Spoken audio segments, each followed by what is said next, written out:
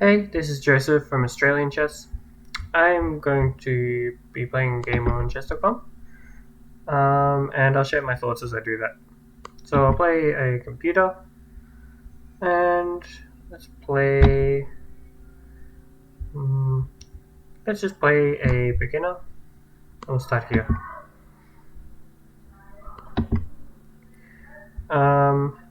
And we don't need any help for this.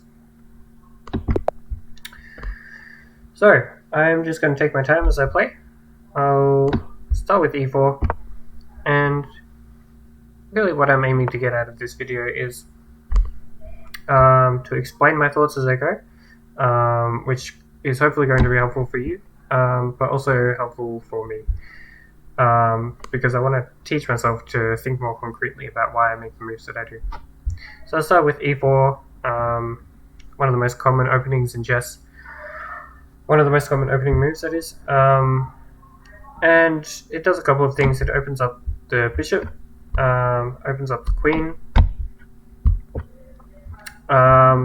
and it allows our pieces to get at, as well as controlling some space in the center with some pawns, which is a good thing to do at the start. It's good to control some space with the pawns. Another good thing to do in the opening is to develop your pieces. So I'm going to start by moving my knight out here, and this of course is the most common way of developing. Now black responds by moving their knight out to here.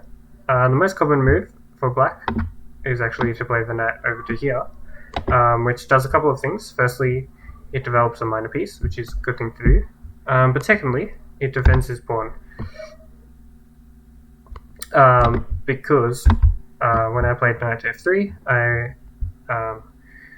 was threatening to win this pawn. And now, because black has failed to defend that, I can actually just go ahead and take that pawn.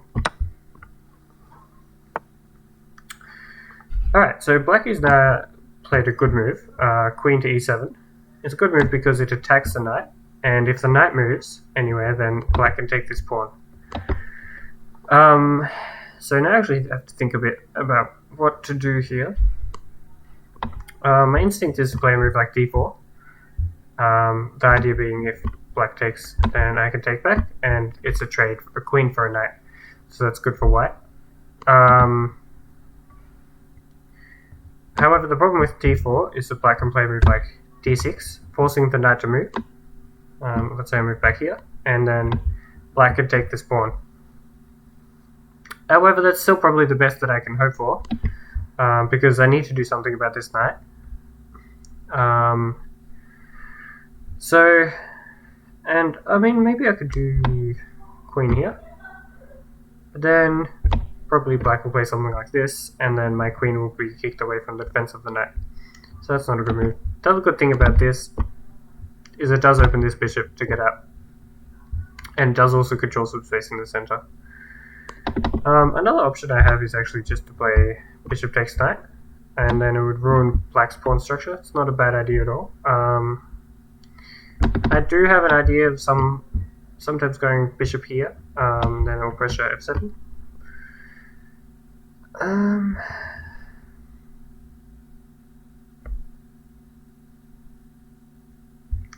the other thing I could do is play f4, but d4 at least allows me to open up the bishop, so I'll go with that. So the move I'm scared of is d6. They played f6 instead. Now f6, my first thought is to play queen check.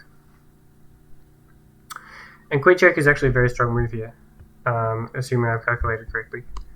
If black moves the king over, then I can go knight here, and that's a fork on the king and the rook. Which means I'm going to win at least the rook, and maybe even more material of that.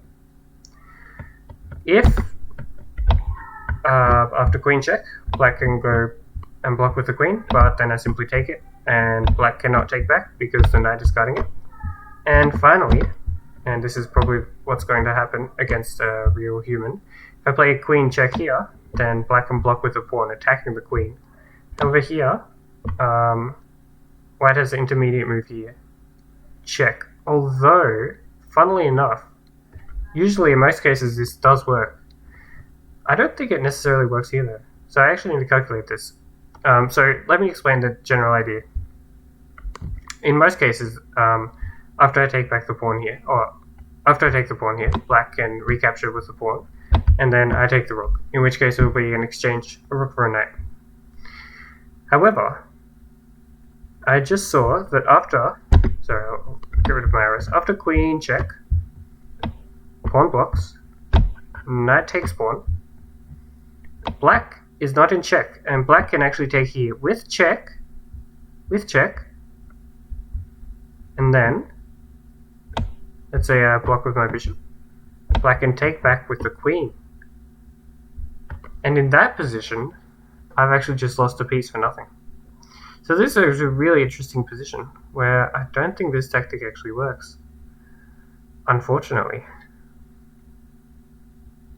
Because it works in many cases. Huh, that's interesting. Okay. So in that case, I think I just need to accept the loss. So where should I move my knight? I can move it back here. That seems reasonable. I'm just gonna keep things simple and move it back here. So now black can take this pawn here.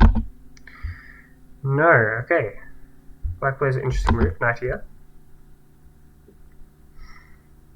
So the first thing I want to do is protect this pawn. So black had the opportunity to take this pawn, and they did not do that. So I have a couple of options. I can play pawn push, move my knight out to defend, either here or here. I can play bishop here, or I can play queen here. Those are my candidate moves.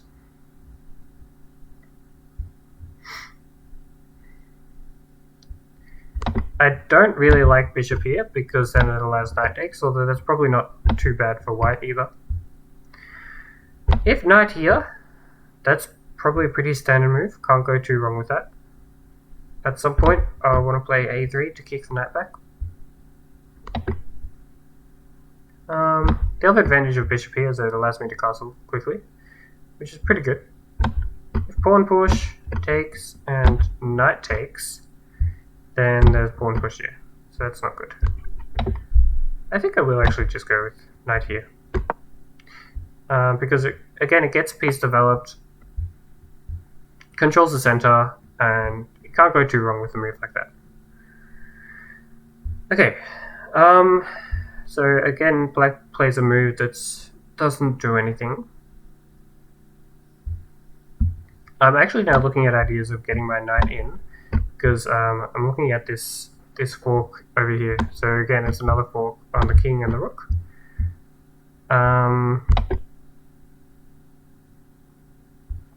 However, I'm also just looking at these light squares, wondering if I can get my bishop out like that, which is also not a bad idea. Another thing I'm looking at is getting a rook to this file and trying to make use of the fact that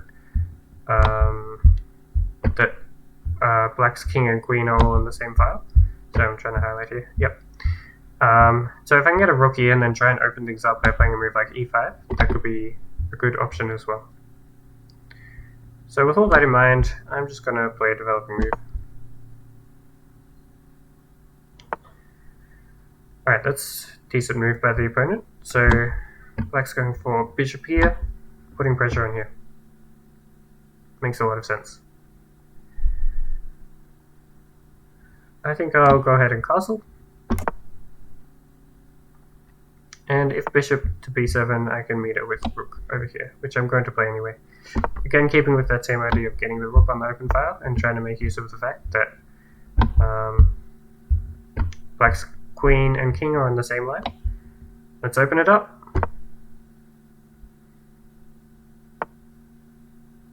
Okay, and with this move, we're already going to win material. Let's follow ahead with the plan. Okay, so now black is just giving away their queen for free.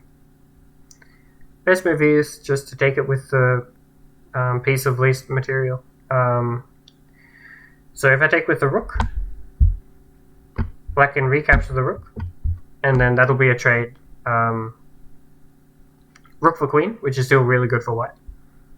And then I can take the bishop afterwards.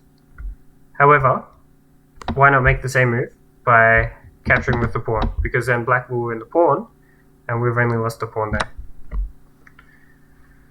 There goes my best piece, says the computer.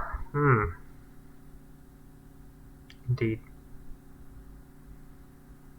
Okay, so my next idea is if I play queen here, then we're bearing down on this bishop here.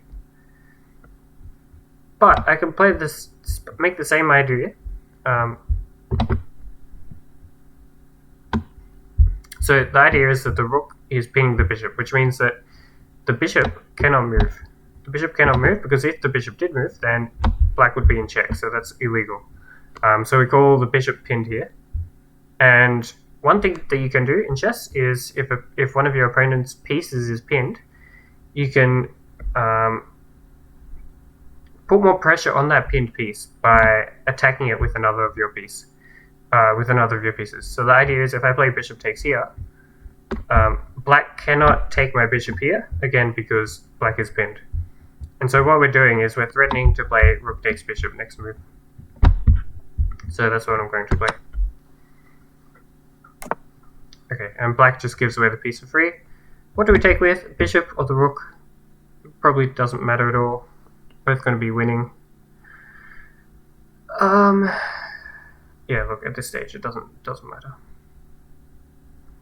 I'll take with the bishop because marginally better to keep the piece of high value at a longer distance, and black is just collapsing here, giving me even more material.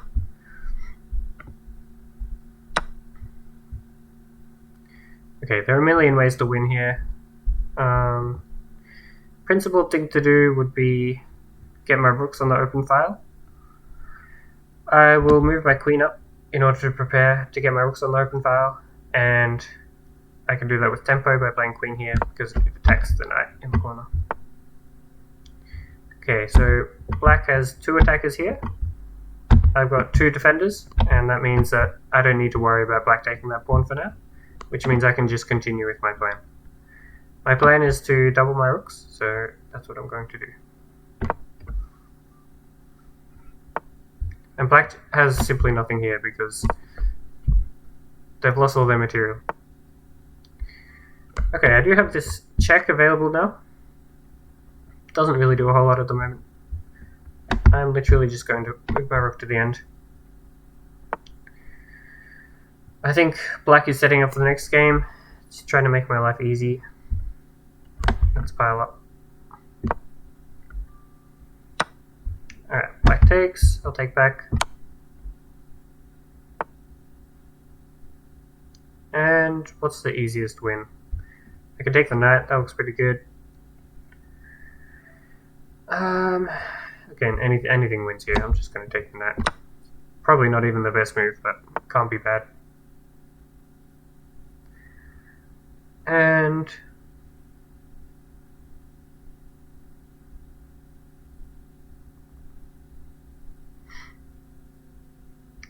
I'm just going to sacrifice an exchange here, because I want my queen to be able to infiltrate.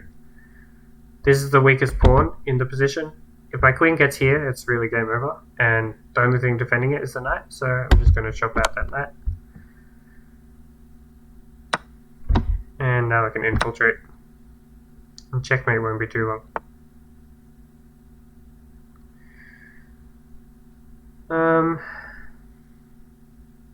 Where is the kill? Again, everything wins here.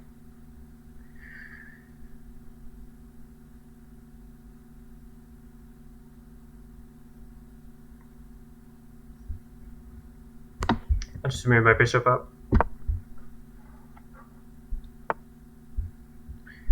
And bring my knight in as well.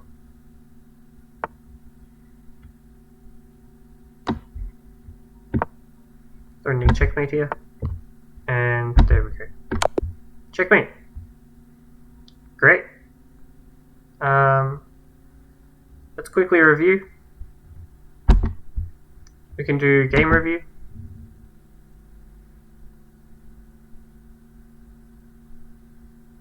I'm not sure if it allows me to do this without having a premium account. So we had 90% accuracy versus 73% for the opponent.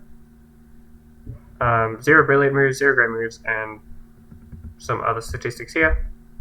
Let's quickly go through it. So queen e7, excellent move by the opponent. d4 is a good move. f6 is also a good move. Knight f3, just bring the knight back, and here black should have taken this pawn. Best move here. Okay, knight d2. Doesn't really matter though, all the moves are good. And then already from here on out, +3 advantage for white. Means that +6, everything here wins. And you can just see the computer evaluation, and it never wavers. So really, there's not too much to go through here. I hope you enjoyed that first video. Thanks. Bye.